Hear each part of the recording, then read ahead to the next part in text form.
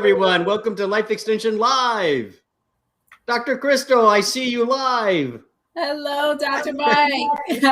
Great to see everybody. So this show we're really excited about because we're going to talk about gluten, which is on a lot of people's minds, right? So last week, if you didn't catch it, we did a whole show on food sensitivities. That's right. How those food sensitivities might be causing symptoms of yours that maybe your doctor's having a hard time diagnose, right? We call them the mystery symptoms, right? So headache, bloating, stomach ache, skin issues, right? All of that, if you've been worked up for that kind of stuff and there's no answer, we call those mystery symptoms. And maybe, just maybe, it could be what you're eating. So we did a whole show on how to test for that and what you can do for that. So you can check that out at lifeextension.com. But today we're going to focus mainly now on gluten, right? This is, it's been a big topic for a long time and it continues to be a big topic. And that's great. So Dr. Crystal, what's all the hype around gluten? I really want to get down to the nitty gritty, the truth that people need to know. All right. Well, the mystery symptoms for the mystery topic, right?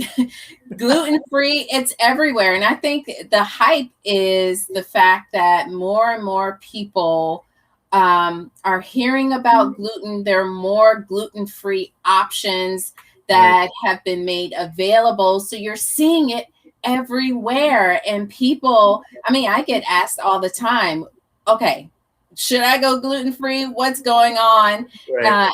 And so it's a common question, but gluten is in a lot of foods that people recognize and may not recognize. A lot of people are dealing with gluten sensitivity issues. They're dealing with digestive health issues and they don't know why. Again, those mystery symptoms. Right. And so when you start seeing gluten-free, you start questioning, is this the cause? Is it the culprit? And it's a big deal too. When you see foods that have never had gluten in them, when they add to their label that they're gluten-free, right? I think there's some waters out there that say we're gluten-free. Okay, it's great. So this is important to a lot of people. You see it in the market, you see it in doctors' offices, you see it with nutritionists like yourself. So let's just lay out very simple, what is gluten? Gluten is it's actually, most people know it for wheat, but it's not naturally found in wheat or wheat flour. It is made when you mix wheat flour in water. Did you know that? Yeah, I have seen it. So that's because I know like pizza dough, right? That has a little bit more stretch and gluten. And I watch the Food Channel and I see people working that pizza dough, and they've said things like, "We're trying to get that stretch. We're trying to get that stretch." Right. So the more you work it, the more gluten is actually developed. So that's cool. Yes. So it's a mixture of two proteins, and those proteins are made. The more you work that dough, the more you beat the dough, the more you mix it, the more you stretch it. And there is in the food industry. Although there's this big wave of gluten-free in the food industry, they want gluten, and it's kind of what makes our bread pretty good. Well, because it's like a glue, right? So it holds those proteins together. It gives bread that fluffy, stretchy stuff we like in it, right? So if gluten's not an issue, for me, thank God it's not an issue. I like my gluten. I'm not gonna lie. It's not that gluten is bad, right?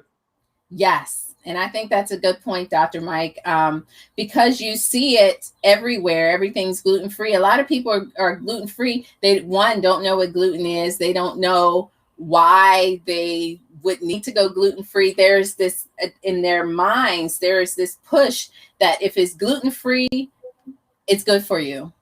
Yeah.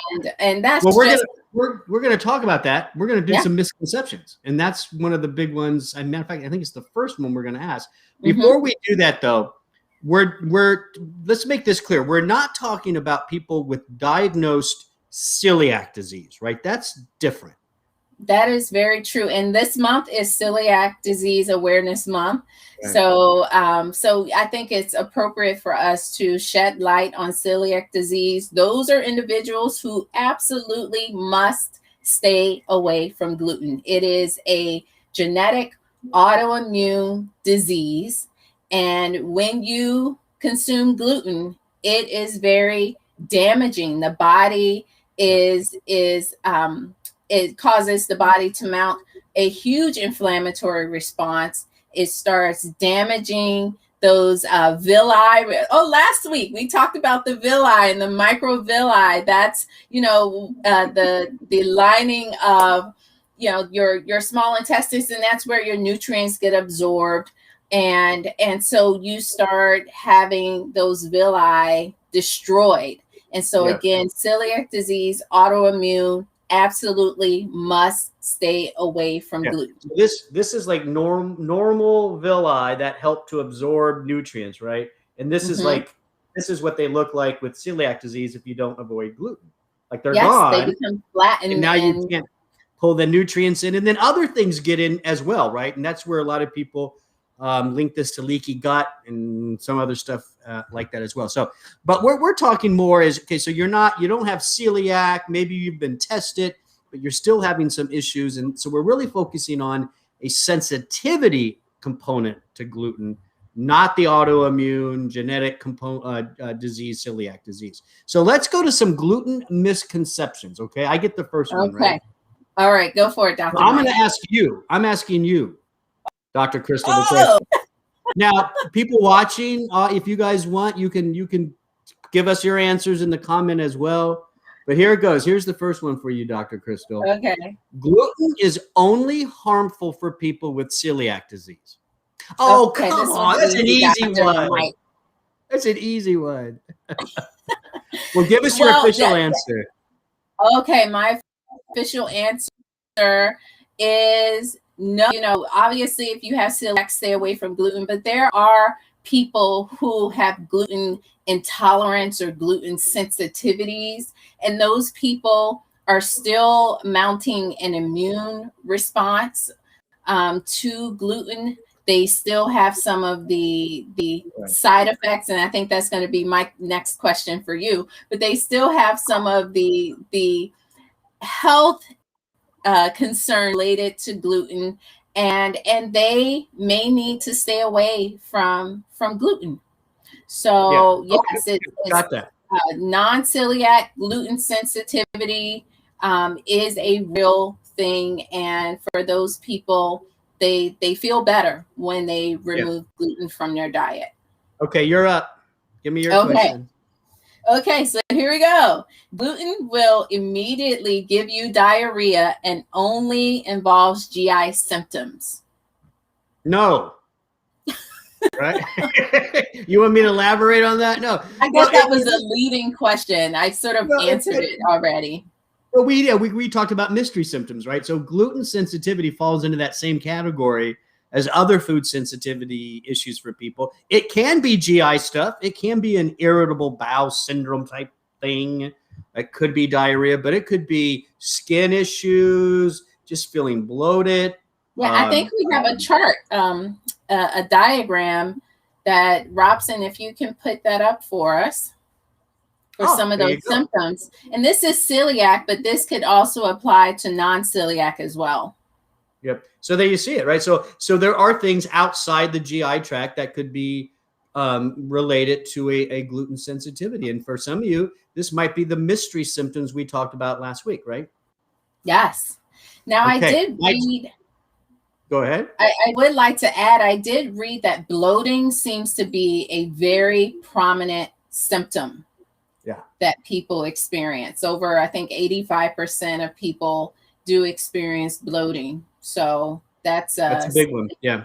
And I remember that from my clinical days and stuff too. Bloating is a big one for any food sensitivity, really. All right. So now here's my next question for Dr. Crystal. You ready? Bring it on, Dr. You're gonna have fun with this one. Just because it's gluten-free, it's healthy. Let me tell you. Not She got true. the hair back. She's ready to go. A very common misconception because everyone's gravitating towards gluten-free, but I'm the fiber queen, and your gluten-free options, sometimes you're not getting the fiber.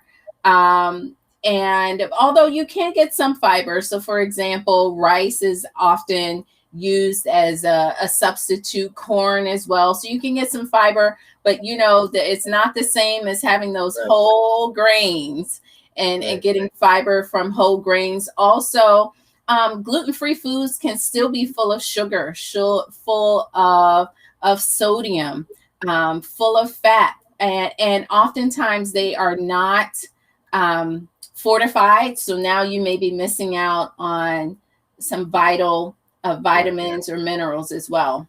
I saw in the grocery store, I can't say exactly what it is or the brand because I'll get in trouble, but there's a very popular kids snack, sugary one that always has been gluten-free, and they have gluten-free on the label, and it's definitely not a healthy snack. So just a thought. All right, here we go. You get number, what are we on? Number 4. We are number 4. Okay, Dr. Mike. I can't eat wheatgrass because I can't have gluten. I do know that, you're the nutritionist. My guess is that you can eat wheatgrass because it's the part of the wheat. Yeah, it's the sprouted leaf part or something. Yes, you can eat wheatgrass. Did I get that right? Yes. Oh, wow. I'm impressed, Dr. Mike. Thank you. Have to tell you that, yes, it does not contain gluten. Okay. Well, I think the reason I remember that, is because you taught me that a while back ago. We were having wheatgrass shots or something, and it came up. I don't remember. Anyways, okay. So, yeah, wheatgrass is okay. Now, here's Dr. Crystal's. Oats are naturally gluten-free and are not a problem. Okay, so not true. Oats, well, maybe I should clarify. Oats are gluten-free naturally. Right. So However, it should be okay. It should be that way, but they're often processed in plants that also process foods with gluten. So you can't guarantee. With oats, you still want to look on that label and make sure that the manufacturer has specified that it's gluten-free. Yeah. Wow. Now this next one, I know this was yours, but we talked about this because I think we have a nice chart. You showed me the chart before. It's all the different things that have gluten and don't. And so so the question is basically, wheat is the only source of gluten. No. Right? And yeah, so there's a chart, right? But wasn't that chart you were showing me? Robson, can you put up the one with the colored food sources? Yeah. Yes. Tell us about all this. Chart. So what you're seeing are, I guess if we cut to the middle part, you will see foods to avoid. So wheat, barley, rye, they all will, contain gluten when mixed with water. and then what you see down at the bottom, which I always like to highlight, are processed foods that may contain wheat, barley, or rye. So French fries, you would think, okay, that's a potato. No. Really? I guess it's how they process it or something. Now, if it's how they process it. So we're looking at more of the frozen fries that, they're already kind of Yeah, obviously if you do your own potato and cut it, that would be the best thing to do. Yeah. Exactly. Okay. Hot dogs? Rice syrup, candy, chips, potatoes, hot dogs. Gluten is often used in the meat substitutes. Like, people who are vegan or vegetarian and they're wanting. It kind of makes sense though, right? Because gluten kind of can hold things together, right? So exactly. Maybe that helps a vegetarian hamburger stick and look more like a hamburger. Yes, imitation fish. So these are things where you don't necessarily wheat. Imitation fish. Yes, a lot of those have modified wheat starch as an ingredient. Yeah, I guess that's, Because I it's just would have never bulky. thought that. I guess, yeah, but that's true. Yeah. All right. So there you go. There's a lot of potential, at least, sources of gluten. And often it's how we process the food, It right? is how we process the food. So, I have to give it to some of the manufacturers where they're putting gluten-free on things that may not normally contain gluten, because now I we see see that a lot happen. of, Yeah. a lot of foods That may makes sense. be Yeah. That makes sense contaminated now. or containing. That now is something I understand. So yes, that makes more sense. Knowing how they Mhm. manufacture things could add gluten. Here's the last question, because we want to move on. All of my digestive issues will go away if I eliminate gluten. No, I It just know doesn't work like people. that. Yeah, it just doesn't work that way. Maybe your issue relates to digestive enzymes that you need. Maybe you're lactose intolerant, or maybe you have a food sensitivity to something else. Something Maybe you're else. Yeah. reacting to some other protein. We talked about those other mystery symptoms or other foods that you could be reacting to. So it may not be gluten. Yeah. So what are we going to do about all this? Number one, I think you brought up a good point before, Dr. Crystal. If you think gluten is an issue for you, the first thing is you might want to make sure you don't have celiac, because what's the percent? 85. 85 to 90% of people with celiac remain undiagnosed. Yeah. So there's a lot of people walking around out there who should not be eating gluten at all, who are maybe even a little bit, and they're having problems. So if you have some of these mystery symptoms, number one, make sure we're not dealing with celiac disease. And let's confirm, many people, when they have these mystery GI symptoms, Dr. Crystal, more and more they get diagnosed with irritable bowel syndrome. That's becoming Yes. kind of like an umbrella diagnosis for just about anything wrong with your GI tract. So if you have IBS and it's hard to treat, let's just make sure you're not one of the 90% of the people with undiagnosed celiac disease. Now, tell us then a little bit. Obviously, if I am sensitive to gluten, I don't have celiac, I am sensitive. Best thing for me, right? Gluten-free diet. I mean, that's Try it out. yeah. Try the gluten-free diet. See how you feel. If you feel better, gluten's the culprit.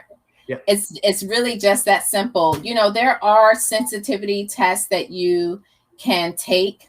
And so for some people, if it's just too much for them to eliminate gluten for, a few days to, a week or so, then I say, you can test to see if your body has mounted any antibodies to gluten. So those tests are available for people. But I usually just say try gluten-free. Try gluten-free. Yeah. That Try can be tough. gluten-free. That can be tough, but if you're feeling bad, maybe it's worth the shot. There's another diet out there that it's a little confusing. It's debatable. It's a little confusing to me how it all fits in here, but maybe you can enlighten us. It's the low FODMAP diet. Yes. FODMAP. Yeah. So the low FODMAP, and this is for the person who maybe they tried gluten-free and they still may not feel as bad. So the low FODMAP, and FOD stands for fermentable oligomonosaccharide. So these are types of sugars, basically. Short chain sugars and one sugar up to about 10 sugar chains joined together. And for some people, they can be poorly absorbed, poorly digested. That could be the cause of your symptoms. So you can just kind of look up low FODMAP diet, and it'll give you a list of foods that you may want to try eliminating to see if you feel better. Yeah, but I guess my issue is if you do better on a low FODMAP diet, your issue is probably more these sugars and fermentation than it is gluten. I guess where it gets confusing is there are people that claim they do have gluten antibodies. It's not celiac, they're sensitive, and a low FODMAP diet helps even if they have a little bit of gluten. That's where it gets kind of like, and that's hard to explain. Well, I think sometimes when you start kind of pulling things out of your diet, sometimes you find that gluten containing foods may often have some of those FODMAP foods. So you indirectly are removing gluten when you limit some of the FODMAP foods. So it can get very complex. It's complex, and for sure. Yeah. and I would suggest working with a dietitian or a nutritionist to help you. But there are guides out there that can also be helpful. Now, if you're going to go gluten-free, there are a lot of foods that are fortified foods, right, with micronutrients, and often those food have gluten, right? Basic breads are often fortified with iron, just as an example. So is it just as simple as doing a good multivitamin? I mean, what do you think there? I suggest a good multivitamin anytime you start restricting or limiting foods from your diet. Now that's the time where you need to take a multivitamin, because you may start missing out on key nutrients. And especially if you're going gluten-free, those foods aren't fortified. So potentially iron, B vitamins. So look into a B complex. Digestive enzymes can always help. Always help. I always like to start with digestive enzymes as well. So those are strategies that can help. Well, listen, one last time, Robson, who is our producer in the background, can you put up that chart again of the different types of foods there you go. Like, I think this is a great chart to have. The top part, those are ones you're okay with, right? So buckwheat, corn, quinoa, flax, rice, quinoa. Yeah, you can see all those. That's great stuff. Go for it there. And then and then right there, smack in the middle, right? mm-hmm. They avoid the red. It's just that simple. Avoid the red. Keep in mind barley and rye are in that too. And then you got this group down there at the very bottom, right, Dr. Crystal, where you wouldn't think they would have gluten, but based on how we process foods, many of them can. So look for the versions. I guess we do need hot dog packages now that say gluten-free. Yes. Frozen French fries that say gluten-free. I guess we do need that, right? It doesn't make sense, but it does make sense, right? You need it because you never know. Something like that. Dr. Crystal, what a great show. Hopefully this was helpful for those that watched. You can watch this again later. You can ask questions in Facebook. And we have a great team that can help answer that. We also have wellness specialists at Life Extension that can help out as well. And we have a really good article on this. Go check out lifeextension.com/gluten. A wonderful article that kind of goes over everything we did, but you can take your time with it, right? Yes. Read it, think about it, ask some questions. lifeextension.com/gluten. Dr. Crystal, thanks for joining me today. Thank you, Dr. Mike. It was fun. And for everybody that was watching, thanks. And listen, remember, every Wednesday we go live. So we want to see you back here. All right. Take care. Bye.